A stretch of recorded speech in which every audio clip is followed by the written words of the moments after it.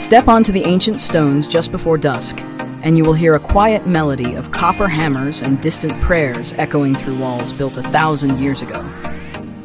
The air here smells of crushed mint, old dust, and roasting cumin. We are walking through a narrow alleyway where the sunlight only reaches the ground in thin golden slices.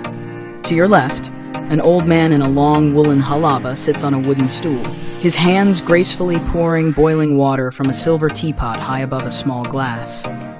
The pour is rhythmic, almost musical. And just above us, the evening call to prayer begins to weave through the sky.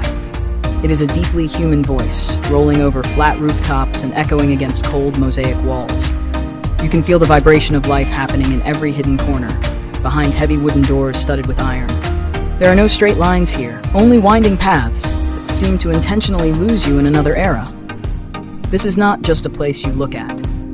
It is a place that wraps around you entirely. We are standing in the heart of the Maghreb, stepping into a reality that moves to an entirely different rhythm. Welcome to Culture Journey. We are in Morocco, a land resting on the northwest shoulder of Africa, where the roaring Atlantic Ocean meets the silent expanse of the Sahara Desert. For centuries, this soil has been a great crossroads for caravans, scholars, and artisans. But to the people who live here, Morocco is much more than a point on a map. It is a woven tapestry of Amazigh roots, Arab arrivals, and Andalusian memories. Today, we are exploring why arriving here feels less like crossing a border and more like stepping through a doorway in time. In a world that constantly rushes forward, this is a culture that has preserved the deep magic of slowing down. It is a place where beauty is kept hidden on the inside, where hospitality is a sacred obligation, and where the past is not stored in museums, but lived quietly in the streets every single day. Let us walk together into a world that feels entirely its own. If you were here walking beside me right now, the first thing you might notice is the sheer mystery of the streets. The ancient walled cities, known as medinas, were not designed for modern maps. They were built like living forests of stone and clay. As we wander deeper into the labyrinth of Fes or Marrakech, the noise of the outside world simply fades away. The alleys are incredibly narrow, forcing people to walk close to one another, brushing shoulders with spice merchants, leather workers, and children running home from school. There are no cars here.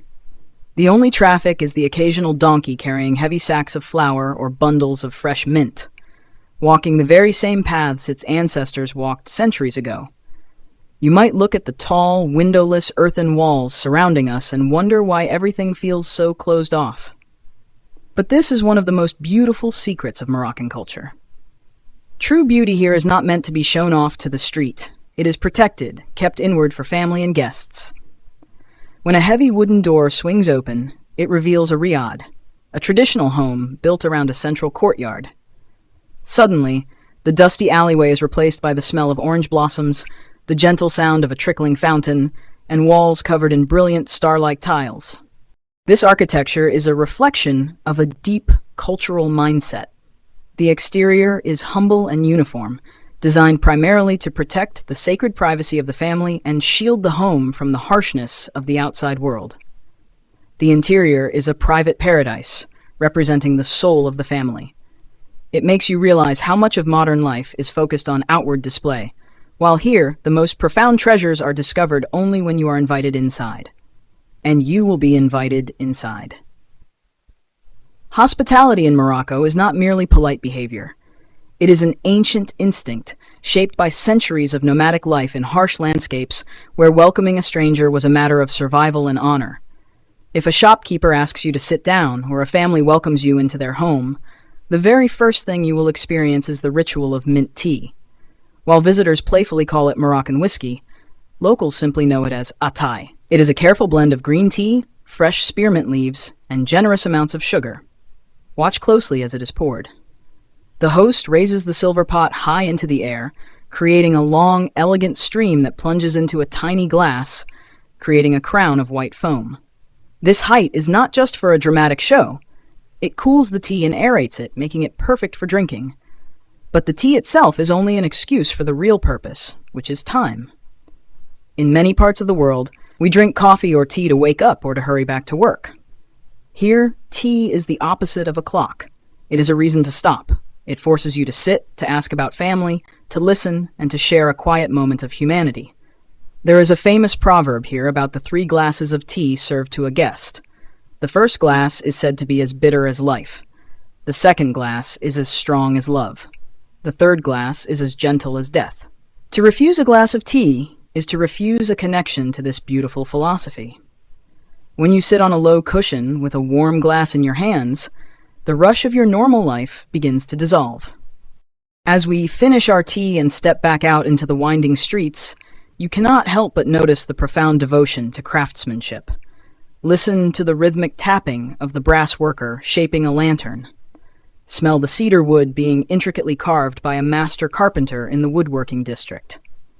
Morocco is one of the few places left on Earth where ancient guilds still thrive exactly as they did hundreds of years ago. Perhaps the most mesmerizing of all is the art of zellige, the traditional mosaic tilework. If you pause to look at a fountain or a mosque entrance, you will see thousands of tiny, colorful geometric clay pieces fitted together in mathematically perfect harmony. A master artisan, known as a malim, chisels each piece by hand using nothing but a heavy iron hammer and lifelong memory. They do not use written blueprints. The complex star patterns are held entirely in their minds, passed down from father to son in quiet workshops. This art is deeply spiritual. Because Islamic tradition avoids depicting human or animal forms, artisans pour their devotion into geometry. The repeating stars and infinitely expanding patterns represent the boundless nature of the universe and the presence of the divine. And yet, if you look very closely, you might spot a single tiny tile placed slightly out of alignment. While outsiders often romanticize this as an intentional act of humility, true master artisans actually strive for absolute perfection. These rare flaws are simply honest reminders of the human hand at work, proving that true art breathes with life, not machine-like precision. It changes the way you look at perfection.